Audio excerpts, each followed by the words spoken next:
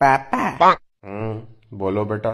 ये सब लोग मिडिल क्लास इतना करते रहते हैं, इसका मतलब क्या होता है मिडिल क्लास का? मिडिल क्लास मतलब हम बेटा। हाँ नहीं, वो तो पता है कि हम मिडिल क्लास हैं, पर इसका मतलब क्या एग्जैक्टली? हम मिडिल क्लास कैसे हैं? विस्तार में बताता हूँ चलो तुमको। देखो बेटा, एक बार एक गांव होता है जिस गांव में तीन लोग रहते हैं। एक का नाम होता है गरीब, एक का नाम होता है मिडिल क्लास, एक का नाम होता है अमीर। अब गांव में सभी लोगों को सुविधा मिल सके, इसके लिए यह तय होता है कि सभी लोगों को टैक्स देना पड़ेगा, महीने का 100 रुपए। गरीब इतना कमाता नहीं है तो वो टैक्स भर नहीं सकता। अमीर के पास अपने जुगाड़ है तो वो कुछ ना कुछ करके अपना टैक्स बचा लेता है। अब बचा मिडिल क्लास जिसको पूरा टैक्स भरना पड़ता है।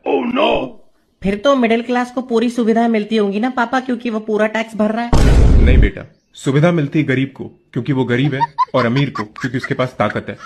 तो हमें क्या मिलता है पापा? बेटा, हमें मिलता है एक सर्टिफिकेट कि हम गरीब और अमीर दोनों के अन्नदाता हैं।